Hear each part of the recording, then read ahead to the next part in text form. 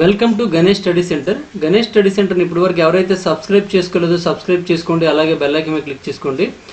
మనం ఈరోజు R S Agarwal new ఎడిషన్లో మెన్సురేషన్ 2D అనే టాపిక్ అనేది డిస్కస్ చేయబోతున్నామండి. మన గణేష్ స్టడీ సెంటర్లో ఆర్ఎస్ అగర్వాల్ ఓల్డ్ బుక్తో పాటుగా, ఇది ఓల్డ్ బుక్ అండి, న్యూ ఎడిషన్ కూడా చెప్పడం జరుగుతుందండి. అలాగే కిరణ్ అర్థమెటిక్ క్లాసెస్ కూడా చెప్పడం జరుగుతుందండి. ఈ క్లాసెస్ కావాలనుకుంటే Ganesh study centre contact number 8985020648 contact చేసి పూర్తి వివరాలను తెలుసుకోవచ్చు. మన ఆర్ఎస్ఆర్ ఓల్డ్ ఎడిషన్లో చూసుకున్నట్లయితే 2500, ఆర్ఎస్ఆర్ న్యూ ఎడిషన్లో చూసుకున్నట్లయితే 5000 అండ్ కిరణ్ బుక్లో చూసుకున్నట్లయితే 9500 బిట్స్ అండి. ప్రతి బిట్ కూడా ఎక్స్ప్లెయిన్ చేయడం జరుగుతుందండి. అది అన్ని కూడాను షార్ట్ కట్ అండ్ ఆప్షన్ త్రూగా చెప్పడం జరుగుతుంది. ఈ వీడియోస్ మీకు కావాలనుకుంటే గణేష్ స్టడీ సెంటర్ కాంటాక్ట్ నెంబర్కి మీరు కాంటాక్ట్ చేసి పూర్తి వివరాలను కనుక్కోవచ్చు. లేదా గణేష్ స్టడీ సెంటర్ యాప్ని మీరు ప్లే స్టోర్ నుంచి డౌన్లోడ్ చేసుకొని కూడా పూర్తి వివరాలను డౌన్లోడ్ చేసుకోవచ్చు అండి. యాప్ లోగో ఈ విధంగా ఉంటుంది. అయితే మనం ఈరోజు ఆర్ఎస్ అగర్వాల్ న్యూ ఎడిషన్లో మెన్సురేషన్ 2Dలో భాగంగా మన బుక్లో చూసుకున్నట్లయితే ఏరియాస్ అని కనిపిస్తుందండి. అందులో నెక్స్ట్ మనకి 2Dలో మిగిలిపోయింది ఏంటంటే వృత్తం అండి, సర్కిల్, వృత్తం,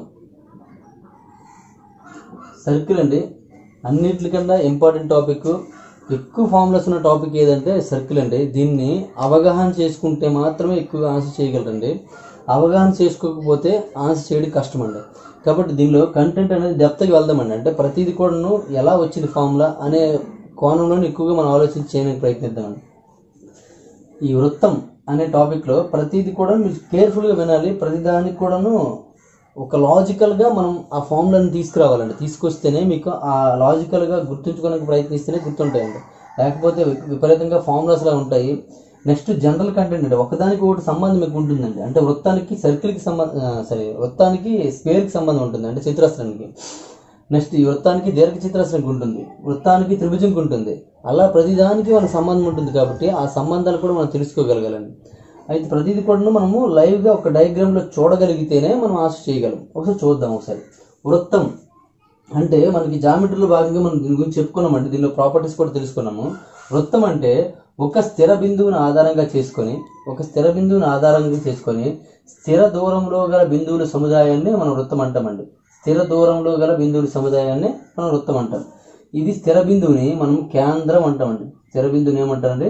కేంద్రం అంటాము. ఈ స్థిర దూరం చూడండి, ఈ స్థిర దూరాన్ని మనం వ్యాసార్థం అంటామండి. చూడండి మరొకసారి డెఫినేషన్ ఎవరైనా రాసుకోగలిగితే, అంటే మనకి ఆల్రెడీ మనం జామెట్రీలో చెప్పడం జరిగింది, లేదనుకున్నప్పుడు ఇక్కడ రాసుకోండి. అంటే ఆ వీడియో చూడండి. వాళ్ళు ఏముందండి, స్థిర బిందువుని ఆధారంగా చేసుకొని స్థిర దూరంలో గల బిందువుల సముదాయాన్ని మనం వృత్తంగా తీసుకుంటామండి. అయితే ఇక్కడ స్థిర బిందువు ఆధారంగా స్థిర బిందువు అన్నాం కదా, ఆ స్థిర బిందువుని కేంద్రం అని అంటాము. స్థిర బిందువుని ఆధారంగా చేసుకొని స్థిర దూరంలో గల ఆ స్థిర దూరాన్ని మనం వ్యాసార్థం అంటామండి. స్థిర బిందువుని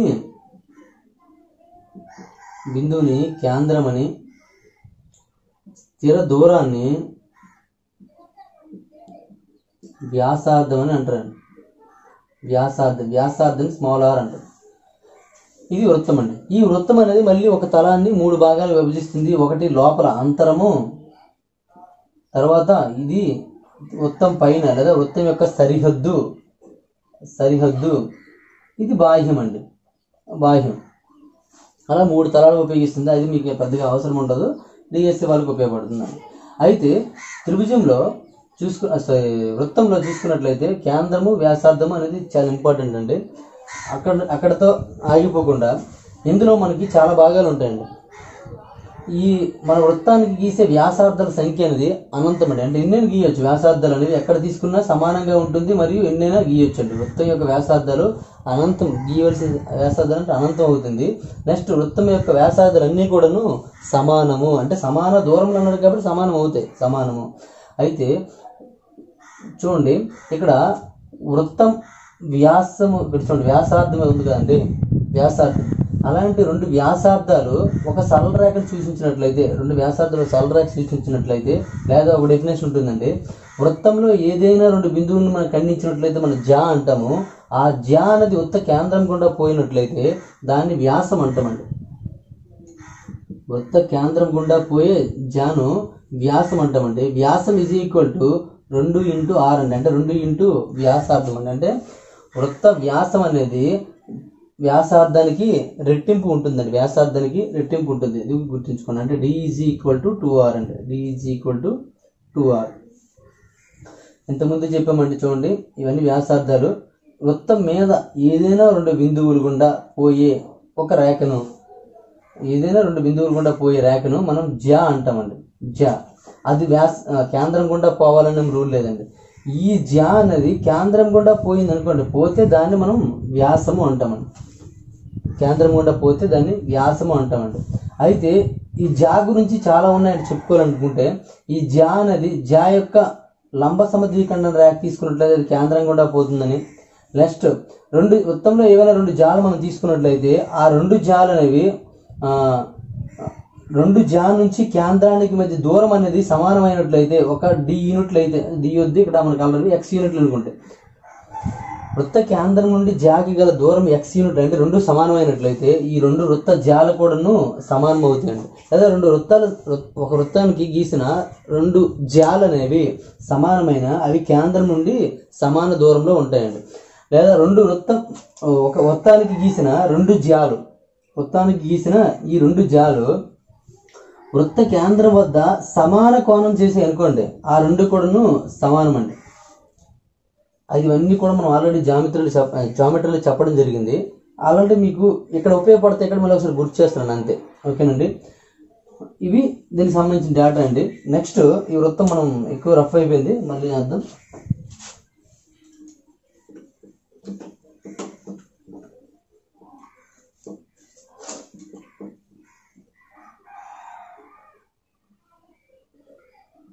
ఇది వృత్తం అండి. ఈ వృత్తాన్ని ఒక జా తీసుకున్నట్లయితే, ఏబి అనేది జా, ఇది కేంద్రం అండి. ఏబి అనేది జా తీసుకున్నట్లయితే ఇది జా అండి.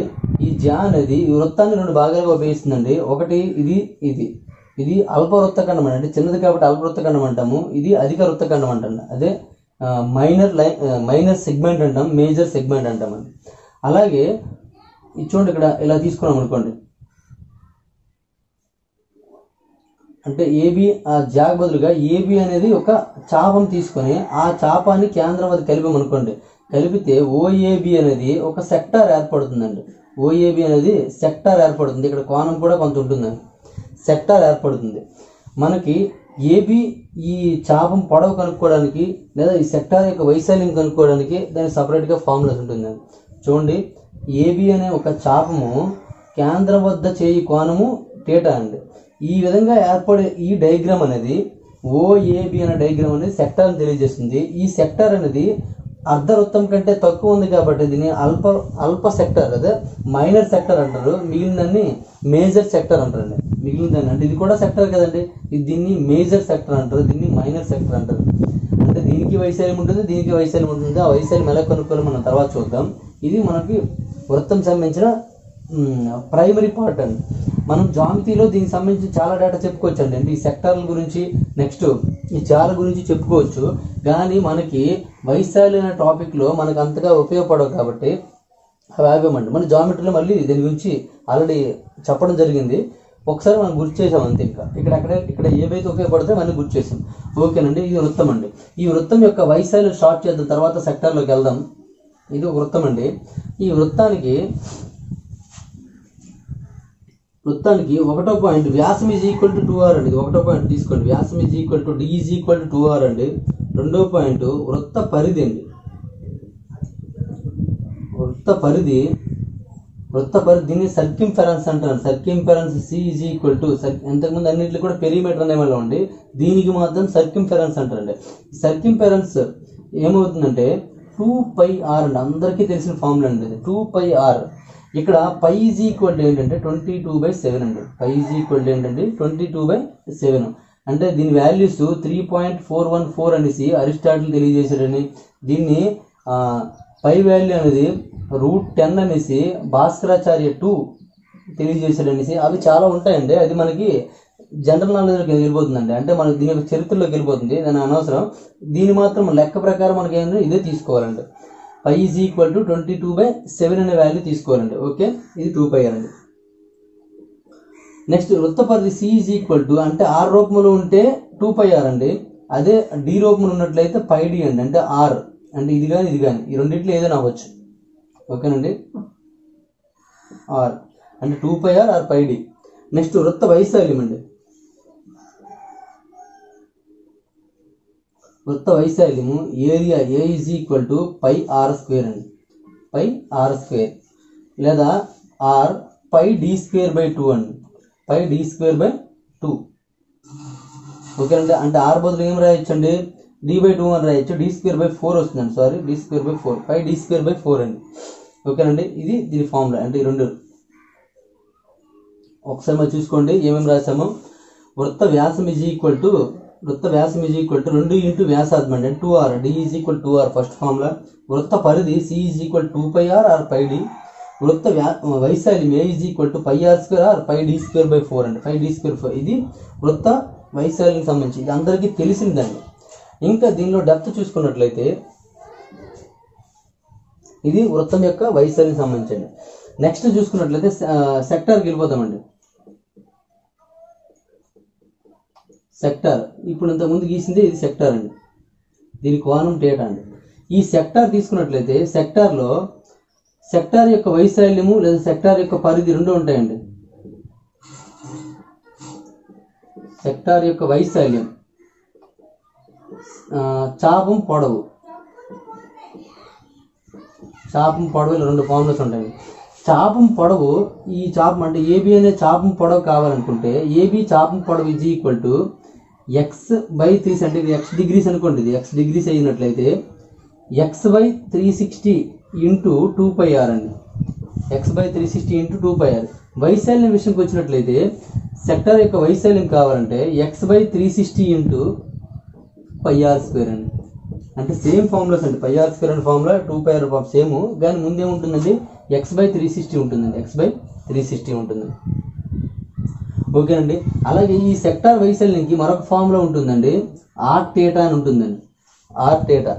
అయితే ఆర్ θ అంటే ఎక్స్ అంటే ఏంటి, అసలు ఆర్ θ అంటే ఎక్స్ అనేది డిగ్రీలో వచ్చింది అనుకోండి, డిగ్రీస్ అంటే 30 degrees 40 degrees 50 degrees అలా ఇచ్చాడు అనుకోండి, ఇది ఫార్ములా. ఈ θ అనేది దేనిలో ఉంటుందంటే రేడియన్స్లో ఉంటుందండి,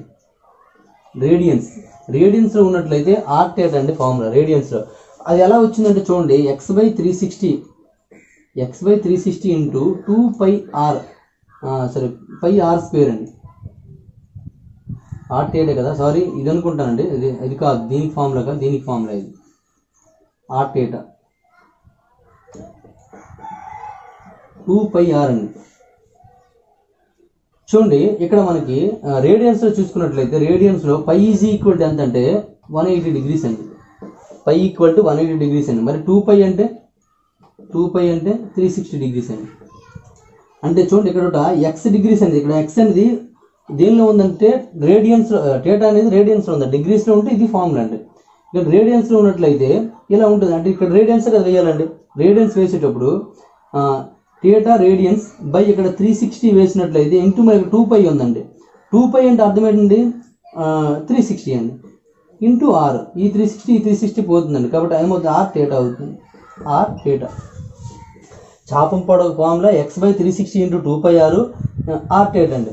ఇక్కడ ఎక్స్ డిగ్రీస్ అంటే ఇక్కడ డిగ్రీస్ ఓకే, ఇక్కడ బాగుంది, ఇక్కడ కూడా ఏమవుతుందంటే ఎక్స్ అనేది డిగ్రీస్లో ఉంటుందండి, డిగ్రీ మెజర్మెంట్ అంటే సిజిఎస్ ప్రమాణం అండి.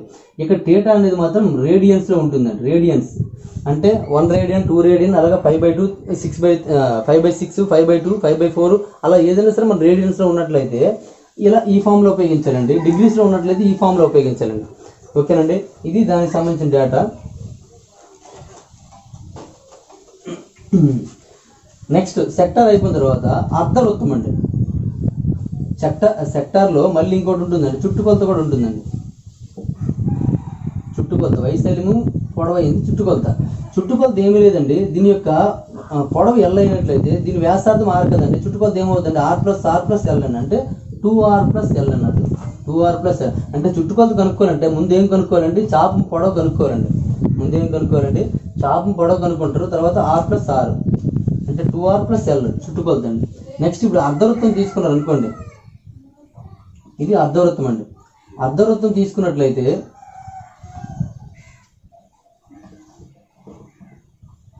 అర్ధవృత్తం తీసుకున్నట్లయితే అర్ధవృత్తం కేంద్రం గుండా పోయే వ్యాసం అనేది త్రిభుజం వచ్చేస్తుంది, ఆ వృత్తాన్ని 2 భాగాలుగా చేస్తుంది. ఆ వృత్తాన్ని అర్ధవృత్తంగా చెప్పొచ్చండి.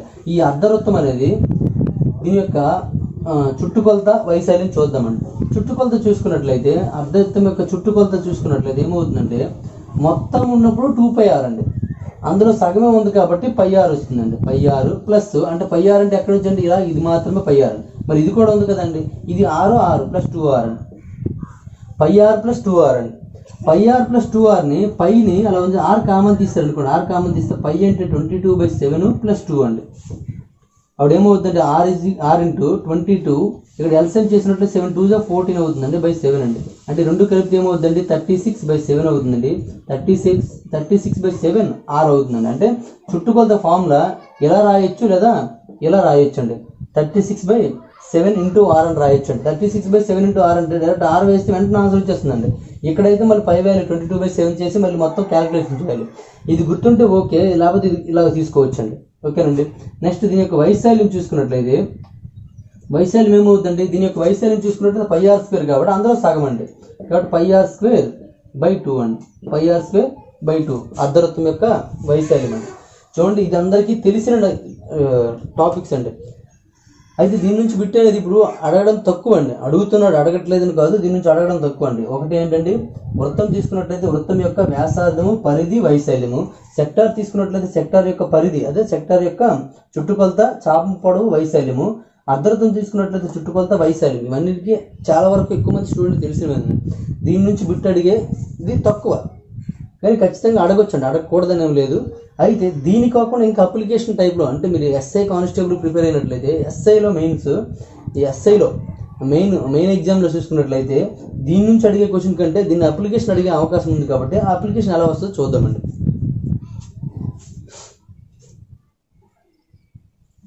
ఒకసారి అన్నీ కూడా ఫార్ములాస్ అని గుర్తు తెచ్చుకోండి, నీట్గా రాయండి. ఇక్కడ నేను రాసినట్టు కాకుండా మీకు అర్థమయ్యే విధంగా నీట్గా రాసుకోండి. ఏ ఫామ్లో ఎలా వచ్చిందో కూడా చెప్తాను కాబట్టి చూసుకోండి.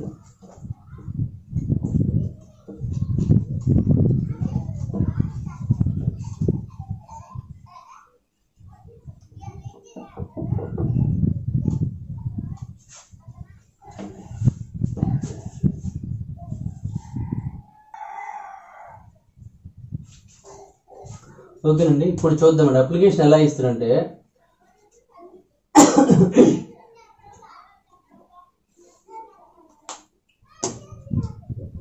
ఇప్పుడు వృత్తం చూసుకున్నట్లయితే వృత్తము డయాగ్రామ్ ముందే వేస్తానండి. ఇది ఒక దీర్ఘ చతురస్రం అండి. దీర్ఘ చతురస్రం లోపల వృత్తం ఉంటే దాని పరిస్థితి ఏంటి,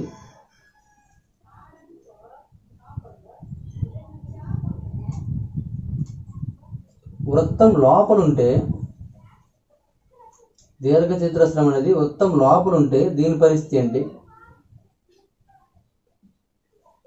అలాగే ఇక్కడ వృత్తం సరిపోతుంది. నెక్స్ట్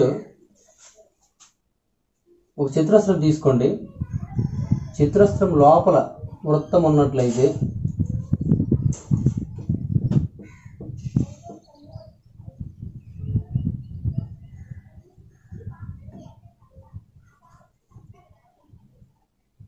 ఇది టచ్ అయింది అనుకోండి, టచ్ అవ్వలేదు, ఓకే.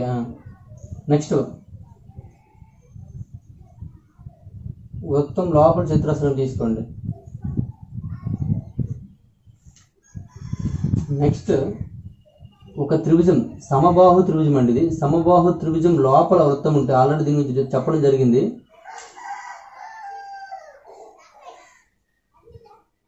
అదే వృత్తం లోపల సమబాహు త్రిభుజం ఉన్నట్లయితే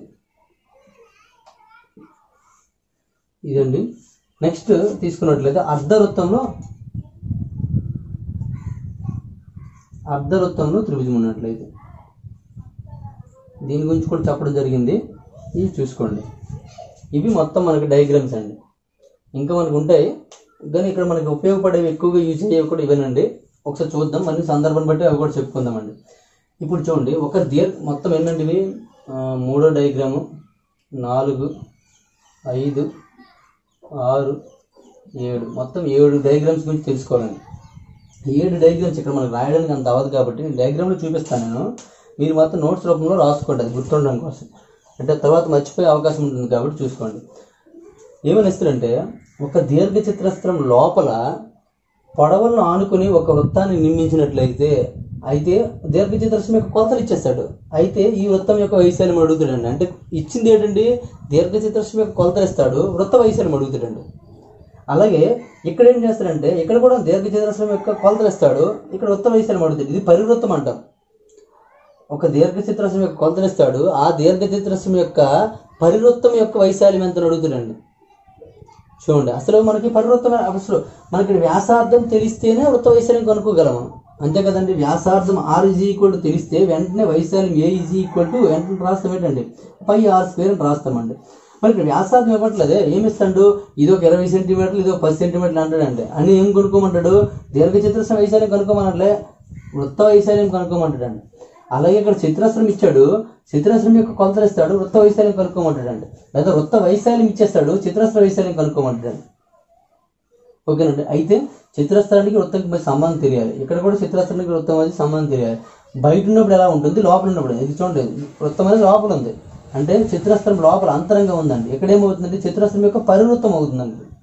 అలాగే త్రిభుజం లోపల అంతర్వృత్తం అవుతుందండి, ఇది పరివృత్తం అవుతుందండి. ఇది అర్ధవృత్తంలో ఉందండి త్రిభుజం.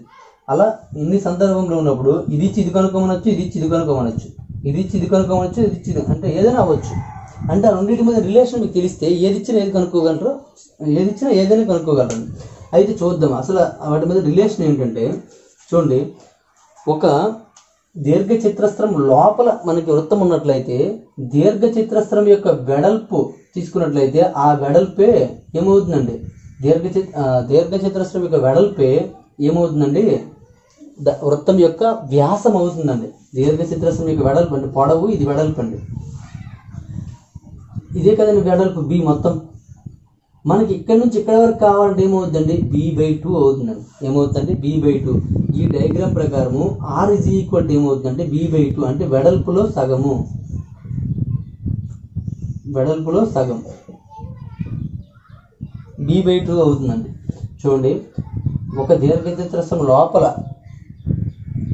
స్పర్శిస్తూ ఒక వృత్తం ఉన్నట్లయితే వృత్తం యొక్క వ్యాసం ఏమవుతుందంటే దాని యొక్క పొడవుకు సమానం అండి.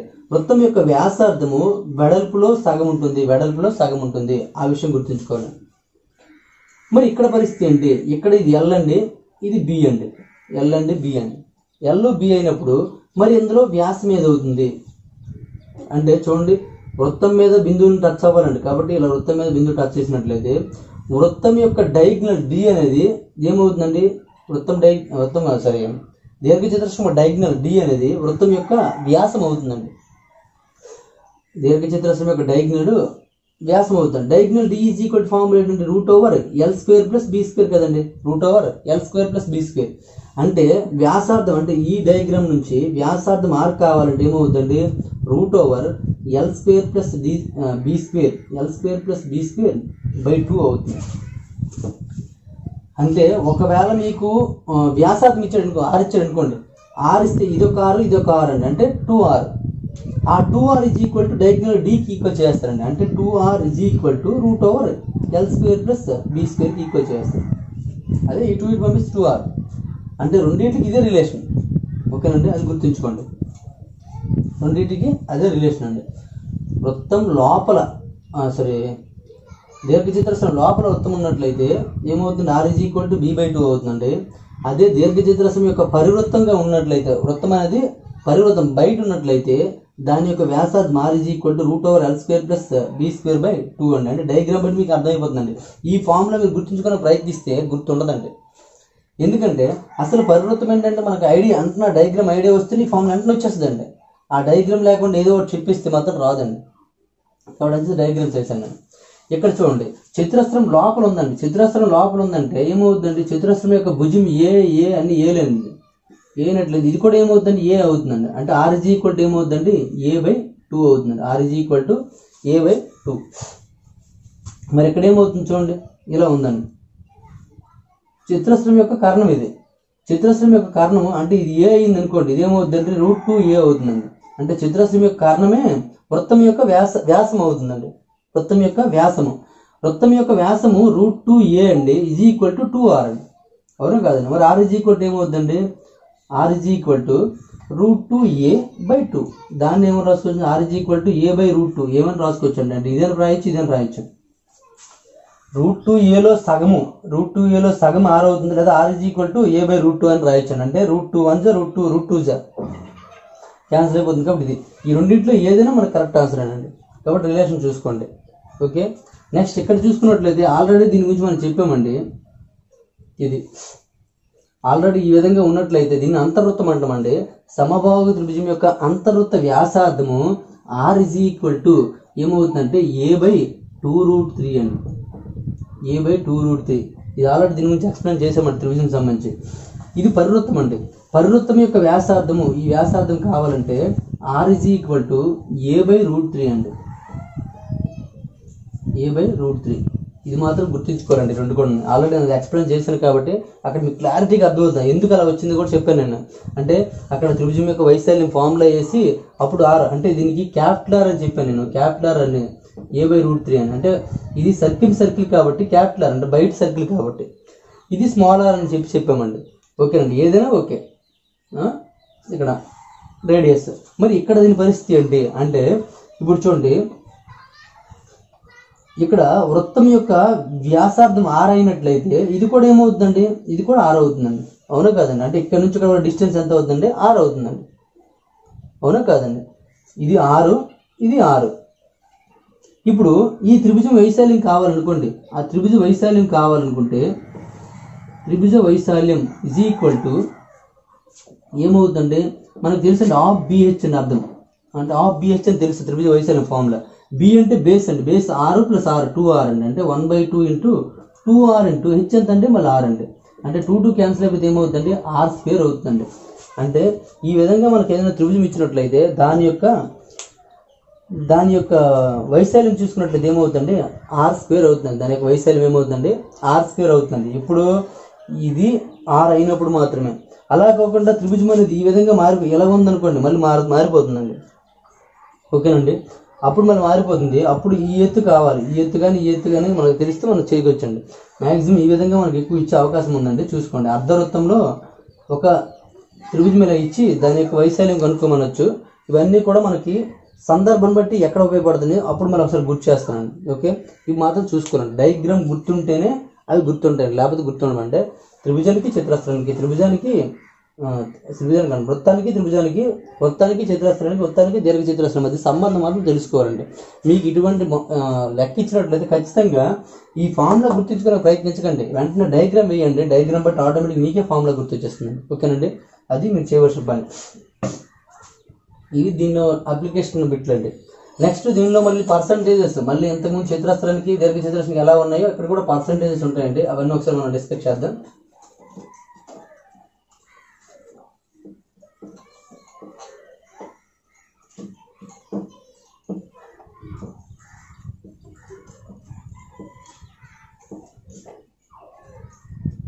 నెక్స్ట్ ఇందులో కూడాను దీర్ఘ చతురస్రం లాగే మనకి బాట ఇక్కడ కంకణం అంటారండి. అక్కడ ఏమంటాం? బాట వైశాల్యం అంటాం, ఇక్కడ కంకణ వైశాల్యం అంటాం. ఆ రెండు కూడా తెలుసుకుందాం. ముందు కంకణం తీసుకుందామండి. కంకణ వైశాల్యం, కంకణం అంటే ఏమి లేదండి, ఇది ఒక వృత్తం అనుకున్నట్లయితే దాని చుట్టూ మరొక వృత్తం ఉన్నట్లయితే దీన్నే కంకణం అంటాం. ఈ వైశాల్యం కావాలి మనకి.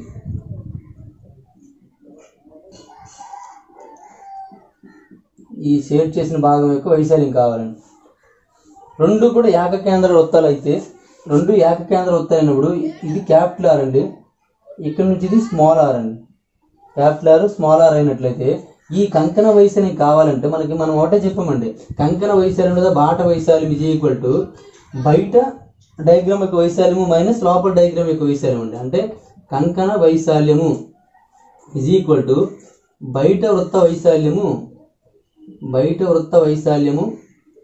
మైనస్ లోపల వృత్త వైశాల్యం అండి. లోపల వృత్త వైశాల్యం, బయట వృత్త వైశాల్యం ఏమవుతుందండి? పై క్యాపిటల్ R² అవుతుంది. పై R² కదండి. లోపల వృత్త వైశాల్యం ఏంటంటే పై స్మాల్ r² అవుతుందండి. రెండింటిలో పై కామన్ కాబట్టి పై కామన్ తీసండి. అప్పుడు ఏమవుతుందండి? Capital R² minus small r² అవుతుంది. ఇలా రాయొచ్చు. లేదా pi into capital R plus small R into capital R minus small R అని కూడా రాయొచ్చండి. ఓకేనండి, ఈ రెండు ఫార్ములాస్ ఏదైనా కరెక్ట్ అండి. ఓకేనండి, pi into capital R square minus small R square by అదే రాయొచ్చు, లేదా దీన్ని R square minus A square minus B square రూపంలో కూడా ఇలా విడదీసామండి. అంటే ఇది కంకణం యొక్క వైశాల్యానికి సూత్రం అండి. కంకణం యొక్క వైశాల్యానికి సూత్రం ఎక్కడైనా ఇస్తే ఈ విధంగా చేసుకోండి. కంకణం కానీ బాట కానీ ఏదైనా ఇచ్చినట్లయితే ఒకటే గుర్తుంచుకోండి, బయట డయాగ్రామ్ యొక్క వైశాల్యము మైనస్ లోపల డయాగ్రామ్ యొక్క వైశాల్యం అండి. అంటే కంకణ వైశాల్య సూత్రం ఇది. ఓకే, ఇప్పుడు చూడండి, దీనికి సంబంధించి ఒకసారి వృత్తం సంబంధించి మళ్ళీ ఒకసారి డేటా రాస్తాను. వృత్తంలో వ్యాసము d is equal to 2r అండి. వ్యాసము d is equal to 2r. పరిధి వృత్త పరిధి c is equal to 2πr అండి. 2πr. వృత్త వైశాల్యం a is equal to πr square అండి. ఇది మనకు ఫార్ములా. ఇవి అందరికి తెలిసిన ఫార్ములాసే. అయితే మనకి ఏమి ఇస్తుంటే వృత్తం యొక్క వ్యాసార్థము x రెట్లు చేసిన వృత్తం యొక్క వ్యాసార్థము x రెట్లు చేసిన వ్యాసం ఏమవుతుందని అడుగుతుందండి. వ్యాసం ఏమవుతుందండి? వ్యాసము x రెట్లు అవుతుందండి. ఎందుకంటే ఇక్కడ ఎన్ని ఉన్నాయి? ఒక ఆరే ఉందండి. ఆర్ స్క్వేర్ ఉందనుకోండి, x రెట్లు అవుతుంది. ఒక ఆరే ఉంది కాబట్టి x రెట్లు అవుతుందండి. అంటే x టైమ్స్ అవుతుందని అర్థం. మరి వృత్త పరిధి ఏమవుతుందండి? వృత్త పరిధి ఇది కూడా x రెట్లు అవుతుంది. ఎందుకంటే ఒక ఆరే ఉంది కాబట్టి x రెట్లు అవుతుందండి. అదే వైశాల్యం చూసుకున్నట్లయితే ఏమవుతుందండి? ఇక్కడ ఆర్ స్క్వేర్ ఉందండి కాబట్టి ఏమవుతుందండి? x స్క్వేర్ రెట్లు అవుతుందండి. అంటే వృత్త వ్యాసార్థాన్ని డబల్ చేశారు అనుకోండి. వృత్త వ్యాసార్థాన్ని డబల్ చేస్తే వ్యాసం ఏమవుతుందండి? డబలే అవుతుందండి. వృత్త పరిధి ఏమవుతుంది? డబలే అవుతుందండి. కానీ వృత్త వైశాల్యం మాత్రము డబల్ అంటే 2 స్క్వేర్ అంటే 4 రెట్లు అయిపోతుందండి. ఓకేనండి, వృత్త వ్యాసార్థాన్ని 3 రెట్లు చేసామనుకోండి, వృత్త వ్యాసం ఏమవుతుంది? 3 రెట్లు అవుతుందండి. పరిధి కూడా 3 రెట్లు అవుతుందండి. కానీ వైశాల్యం మాత్రం 9 రెట్లు అవుతుందండి. చూడండి, అది దీనికి సంబంధించిన డేటా. అలాగే వృత్త వ్యాసార్థాన్ని x% పెంచినా తగ్గించినా వ్యాసం ఏమవుతుందంటే వ్యాసం కూడా x% పెరుగును లేదా తగ్గును, ఏదైనా ఒకటే. మళ్ళీ మార్చి సింపుల్ మారిపోతుంది. పెరుగును లేదా తగ్గును. ఇక్కడ పెరిగితే ఇక్కడ పెరుగుతుంది, ఇక్కడ తగ్గితే ఇక్కడ తగ్గుతుంది. అదే పరిధి అయితే పరిధి కూడా ఆరు ఒకటే ఉంది కదండి. కాబట్టి ఏమవుతుంది? ఇక్కడ కూడాను x% పెరుగును లేదా తగ్గును. అంటే ఇక్కడ పెరిగితే ఇక్కడ పెరుగుతుంది, ఇక్కడ తగ్గితే ఇక్కడ తగ్గుతుందండి. కానీ వైశాల్యం చూసుకున్నట్లయితే ఏమవుతుందంటే 2x + x² పెరుగుతుంది లేదా తగ్గుతుంది. 2x + x² పెరుగుతుంది లేదా తగ్గుతుందండి. ఇది మనకు కాన్సెప్ట్ అండి. వైశాల్యం అనేది 2x + x² అనేది పెరుగుతుంది లేదా తగ్గుతుంది. అంటే వృత్త వ్యాసార్థం అనేది x% పెరిగితే వైశాల్యం అనేది 2x + x² పెరుగుతుంది. వృత్త వ్యాసార్థం x% తగ్గించిన వైశాల్యం అనేది 2x + x² తగ్గుతుంది. ఇక్కడ తగ్గితే అంటే మైనస్ సింబల్ యూజ్ చేయాలి, పెరిగితే అంటే ప్లస్ సింబల్ యూజ్ చేయాలి. ఆల్రెడీ మనం చెప్పాం. ఈ ఫార్ములా ఆల్రెడీ మనం చిత్రాస్త్రంలో కూడా యూజ్ చేసామండి. అక్కడ కూడాను ఏముందండి? a² ఉంది, ఇక్కడ r² ఉందండి. కాబట్టి ఆ ఫార్ములా సేమ్. స్క్వేర్లు వచ్చినప్పుడు ఆ ఫార్ములా ఉపయోగపడుతుందండి, అంతే, ఇంకేం లేదు. రెండు చలరాశులు ఉన్నప్పుడు x + y + xy/100 అనే ఫార్ములా ఉపయోగపడుతుందండి. అది మనకి దీనికి సంబంధించిన డేటా అండి. ఈ 3 సూత్రాలు పక్కన రాసుకున్నట్లయితే మీకు బాగా అర్థమైపోతుందండి. ఇక్కడ మనం చూసి వ్యాసార్థం ఉంది కదండి. ఇక్కడ వ్యాసార్థం ఇది ఇలా రాసుకోండి. వ్యాసార్థం 6. వ్యాసార్థాన్ని x రెట్లు చేస్తే ఇదేమవుతుంది? x రెట్లు అవుతుందండి. ఇది కూడా x రెట్లు అవుతుందండి. ఇది మాత్రం x² రెట్లు అవుతుందండి. ఇది x% పెంచితే ఇది కూడా x% పెరుగుతుందండి. ఇది మాత్రం 2x + x² పెరుగుతుందండి. ఓకేనండి. అలా ఒక డయాగ్రామ్లో వేసుకుంటే మీకు నీట్ గుర్తుంటుందండి. ఓకేనండి. మన ప్లేస్ చాలకి కింద రాశాను నేను. ఓకేనండి. అది వ్యాసార్థం అనేది x రెట్లు అయితే ఇది x రెట్లు, ఇది x రెట్లు, ఇది x² రెట్లు. ఇది ఇక్కడ రాశాను. x% పెంచితే ఇది x% పెరుగుతుంది, ఇది x% పెరుగుతుంది. వైశాల్యం మాత్రం 2x + x² 100% పెరుగుతుందండి. ఇది మనకి దానికి సంబంధించిన డేటా అండి. ఓకేనండి. పెరిగితే తగ్గితే దానికి సంబంధించి చూసుకుంటారు. నెక్స్ట్ కంకణ వైశాల్యం చెప్పాము, అన్నీ మనం మ్యాక్సిమం కవర్ చేస్తామండి. ఇంకేమైనా మనం మిస్ అయినట్లయితే ఆ మిస్ అయినవన్నీ కూడా దేనిలో తెలియజేస్తామండి, మనం వైశాల్యం సంబంధించిన క్వశ్చన్ చేస్తాం కదండి. క్వశ్చన్స్ చెప్పినప్పుడు ఏదైనా మన కాన్సెప్ట్ మిస్ అయినట్లయితే ఆ కాన్సెప్ట్ అక్కడ ఎక్స్ప్లెయిన్ చేస్తూ ఆ సూత్రం అనేది మళ్ళీ మన నోట్స్లో రాసుకునేకి కొద్దిగా ప్లేస్ ఉంచుకోండి. ఒక 4-5 లైన్స్ అనేది ప్లేస్ ఉంచుకోండి. అక్కడ ఏమైనా ఫార్ములాస్ వచ్చినట్లయితే రాసుకుంటారా. ఇది వృత్తం సంబంధించిన టోటల్ డేటా అండి. వృత్తం సంబంధించిన టోటల్ డేటా అందరికీ అర్థమైంది అనుకుంటాను. మళ్ళీ ఒకసారి ఈ క్లాస్ వినేసిన తర్వాత మీ అంతా మీరు ఎన్ని గుర్తున్నాయని రాయడానికి ప్రయత్నించండి. రాయకపోతే మనకు గుర్తుండదండి. అన్ని టాపిక్ల కంటే హార్డ్ టాపిక్ ఇది. అన్నిటికంటే ఒక్కసారి మీకు అర్థమైపోయింది అనుకోండి, తర్వాత మర్చిపోయే అవకాశం ఉంటుందండి. అంత మంచి టాపిక్ అండి. మిగిలినవి అయితే మర్చిపోతాం, గుర్తుండకూడదు. ఇది మాత్రం ఒక్కసారి నీ మైండ్కి అర్థమైపోతే విజువలైజేషన్ ప్రాసెస్ అనమాట ఇది. ఒకసారి మన నిజ జీవితం ప్రకారం ఒకసారి గుర్తుండిపోతే చాలా చాలా సింపుల్ అండి ఇది. ఓకేనండి. కాబట్టి గుర్తుంచుకోవడానికి ప్రయత్నించండి. ఈ 2D మొత్తం ఈ గంటకి మనం వృత్తం అయిపోతే 2D మొత్తం కంప్లీట్ అయిపోయినట్టేనండి. అంటే 2D కంప్లీట్ అయినప్పటికీ మీకు మ్యాక్సిమం 2D బాగా అర్థమైనట్లయితే 3D చాలా సింపుల్గా అర్థమైపోతుంది. ఎందుకంటే 2D మీద డిపెండ్ అయి ఉంటుందండి. 2Dలో ఏమేమి వచ్చాయి చూడండి. 2D అంటే 2 డైమెన్షనల్ పిక్చర్స్ అండి. 2 డైమెన్షనల్ పిక్చర్స్లో ఒకటి త్రిభుజం వచ్చిందండి. తర్వాత చతుర్భుజాల్లో చతురస్రము, దీర్ఘ చతురస్రము, సమాంతర చతుర్భుజము, రాంబస్, ట్రెపీజియము ఇవన్నీ కలిపి చతుర్భుజాలు. ఎక్కడ చతుర్భుజం కూడా రాహద్దు చతుర్భుజము. దాని తర్వాత వృత్తం. ఇవన్నీ రండి. అంటే ఇవన్నీ కలిపి చతుర్భుజాలే. అంటే త్రిభుజము, చతుర్భుజాలు, వృత్తం. ఈ 3 కాన్సెప్ట్ బాగా అర్థమయ్యి అనుకోండి. అంటే ఇక్కడ మనకు కనిపిస్తున్నటువంటి 1 2 3 4 5 6 7 8 ఈ 8 కాన్సెప్ట్లు ఎంత బాగా అర్థమైపోతే 3D అంత బాగా అర్థమవుతుందండి. 3D చాలా సింపుల్ అన్నమాట. దీనికంటే సింపుల్ ఇది అర్థమైపోతే 2D కన్నా 3D బాగా సింపుల్గా ఉంటుంది.